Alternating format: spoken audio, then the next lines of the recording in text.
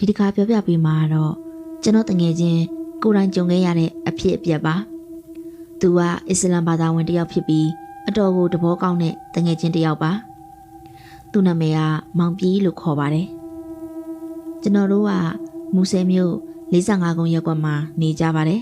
တငယ်ချင်းကတော့45ကုန်းအစင်းလေးမှာအိမ်ငှားနေပါတယ်ဒီအဖြစ်အပျက်ရဲ့အစားကတော့အသားဝင်ငါပေးတဲ့အင်းနေမှာကြုံခဲ့ရတာပါအဲ့ဒီနေ့ညအချိန်ကတော့8နာရီခွဲလောက်ရှိပါပြီ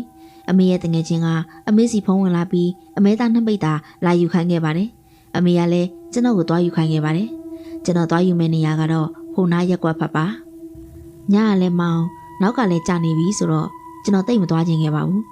ဒါပေမဲ့အမေကကျွန်တော်သွားယူပေးရင်ကျွန်တော်ကြိုက်တဲ့အမေသားခင်လှုပ်ကြွေးမယ်လို့ပြောတာကြောင့်အိမ်ကနေထွက်လာခဲ့ပါတယ်ကျွန်တော်ရဲ့အသွားလမ်းကတော့ချုံမွေးခဲ့ပါတယ်ကျွန်တော်နေတဲ့45ကုန်းကနေဟိုနားရုပ်ကတ်ကိုဆိုင်ကယ်နဲ့သွားရင်10မိနစ်15မိနစ်လောက်ကြာပါတယ်အမေတငယ်ချင်းကအမေသားကိုနှစ်ထပ်ထုတ်ပို့ပြီးနှစ်ထုတ်ခွဲတေချာထည့်ပေးလိုက်ပါတယ်ကျွန်တော်ကအမေသားကိုဆိုင်ကယ်ရှိမှပါတဲ့ချင်းလေးနဲ့ထည့်ပြီးအိမ်ပြန်လာခဲ့ပါတယ်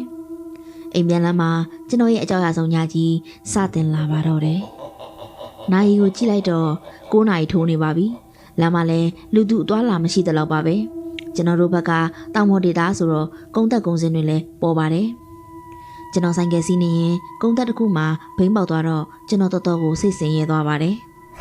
ကျွန်တော်လည်းဘိန်းပေါက်နေတဲ့ဆိုင်ကယ်ကိုပဲဆက်စီးလာခဲ့ပါတယ်အဲ့ဒီအချိန်ကျွန်တော်ဆိုင်ကယ်ရှေ့ချင်းထဲမှာထည့်ထားတဲ့အမဲသားထုတ်ကိုအမောင်လေးကလက်ကြီးတစ်ဖက်ထွက်လာပြီးလာဆွဲပါတော့တယ်ကျွန်တော်တအားကြောက်ပြီးဆိုင်ကယ်လီဘာကိုအတကုံဆွဲပြီးမောင်းတော့တာပဲဒါပေမဲ့ဗျာဆိုင်ကယ်ကဘိန်းပေါက်နေတော့ခရီးကမရောက်ဘူးကျွန်တော်လဲနောက်ကိုစက္ကနဲလဲကြည့်မိတော့ဆိုင်ကယ်နောက်မီကနေလှမ်းမြင်လိုက်ရတာကြီးကပိုတောင်ဆိုးပါသေးတယ်မျက်နှာမပါတဲ့လူတစ်ယောက်ကတုံးကြီးနဲ့ပါသူကညဝင်နေလိုမျိုးလေးပတ်ထောက်အနေထားနဲ့ကျွန်တော်ဆိုင်ကယ်နောက်ကိုပြေးလိုက်လာပါတယ်သူခြေထောက်တွေကကျိုးကြည့်ထားသလိုရော့ရဲနေပြီးသူပြေးလိုက်တိုင်းအထင်းကိုမရှိခါရမ်းနေခဲ့ပါတယ်အဲ့ဒီအကောင်ကြီးပြေးလိုက်တာကနှီးသလိုနဲ့တော်တော်လေးကိုမြန်တာပါရှေးနားကဓာတ်တိုင်တစ်ခုအနားမှာကျွန်တော်ဆိုင်ကယ်ကရုတ်တရက်ထိုးရက်သွားပါတယ်အဲ့ဒီအကောင်ကြီးကလည်းလိုက်လာတော့မှပဲကျွန်တော်ကြောက်နဲ့ကြောက်ခဲသလုံးရှာပြီးအဲ့ဒီအကောင်ကြီးကိုပြစ်လိုက်ပါတယ်ဒါပေမဲ့မရပါဘူးသူကျွန်တော်စီရောက်ခဏီးဓာတ်တိုင်ပေါ်ကလမ်းမီးကဖြက်ခနဲပွင့်လာခဲ့ပါတော့တယ်မီးလင်းလာတာနဲ့ကျွန်တော်ဆိုင်ကယ်နောက်ကိုလိုက်လာတဲ့အကောင်ကြီးကပျောက်သွားပါတယ်ကျွန်တော်ဆိုင်ကယ်ကိုစနိုးကြည့်တော့လဲပြန်နိုးလို့ရသွားပြီးအိမ်ကိုပြန်ခဲ့လိုက်ပါတယ်အိမ်ရောက်တော့အမေကတမ်းပြီးဆူတော့တာပဲကျွန်တော်နောက်ကျနေတော့ရှောက်သွားနေတယ်လို့ထင်နေခဲ့ပါတယ်ကျွန်တော်ကဟိုအကောင်ကြီးအကြောင်းပြောပြတော့အမေကလုံးဝမယုံပါဘူးပုံမှန်ဆိုလဲကျွန်တော်အမေကတရေတွေပါတွေအယုံကြည်မရှိပါဘူးဒီလိုနဲ့အမေကဆိုင်ကယ်ချင်းထဲကအမဲသားထုတ်ကိုယူလိုက်တယ်တဝက်ကိုနောက်ရက်ကင်မို့အတွက်ချန်ထားပြီးတဝက်ကိုအခုညစားဖို့ချက်လိုက်ပါတယ်အချိန်တော်တော်ကြာဟင်းချက်ပြီးရင်တော့အမေကထမင်းစားဖို့လာခေါ်ခဲ့ပါတယ်ကျွန်တော်အမေချက်ထားတဲ့အမဲသားဟင်းကိုမစားရပါဘူးဟိုအကောင်ကြီးလက်နဲ့ဆွဲထားတဲ့အထုပ်ကိုအမေကချက်ထားတာပါအမေကတော့ထမင်းဆိုင်ရင်ကျွန်တော်ကိုဒီလိုလမ်းပြောတယ်နီယူလာတဲ့အမဲသားကလည်းဖော်ရုံကြီးလိုပဲဟဲ့ဘာရတာမှကိုမရှိဘူးအနံလည်းမရှိပြန်ဘူးနင်စားကြည့်ပါဦးအမေပြောလို့ခြေတုံလက်တုံနဲ့အမဲသားတစ်ဖက်ကိုကျွန်တော်မြည်ကြည့်လိုက်တယ်ဟုတ်တယ်ဗျာတကယ်ဖော်ရုံကြီးလိုပဲအဲ့ဒါနဲ့ရှိတာလေးပဲစားပြီးကျွန်တော်တို့အိယာဝင်ခဲ့ကြတယ်ကျွန်တော်လုံးဝအိတ်ချင်စိတ်မရှိနေခဲ့ပါဘူး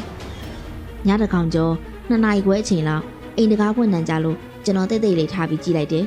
ကျွန်တော်အမေကတကားကိုဖွင့်နေတာပြီးတော့သူ့လက်ထဲမှာမနှက်ပြန်စားဖို့အတွက်ဖယ်ထားတဲ့အမဲသားစိန်အိုးကြီးအမေကအိမ်ရှိလမ်းပေါ်ထွက်သွားပြီးအိုးကိုဖွင့်အထက်ကအမဲသားစိန်တွေကိုအငမ်းမရထိုင်စားနေခဲ့တယ်ကျွန်တော်အဲ့ဒီမြင်ကွင်းကိုကြည့်နေတော့အမေအခန်းထဲကချောင်းစိုးတန်ကိုကျွန်တော်ကြားလိုက်ရတယ်ကျွန်တော်ပြေးကြည့်လိုက်တော့အမေကသူ့အခန်းထဲမှာအိမ်မောကျနေခဲ့တာပါဒါဆိုအရှိမိမရဘယ်သူလဲကျွန်တော်အုံနောက်တွေချာချာလဲပြီးကြောက်လွန်းလို့အိမ်ထဲမှာတင်တတိလစ်သွားခဲ့ပါတော့တယ်ဒီလိုစိတ်ဝင်စားစရာကောင်းတဲ့ဒါသာဆုံးဇလန်းတွေနဲ့ဖြစ်ရမှန်အကြောင်းအရာတွေကိုဖတ်ရှုနားထောင်နိုင်ဖို့ Arrival Midnight Channel ကို Subscribe လုပ်ထားဖို့မမေ့နဲ့နော်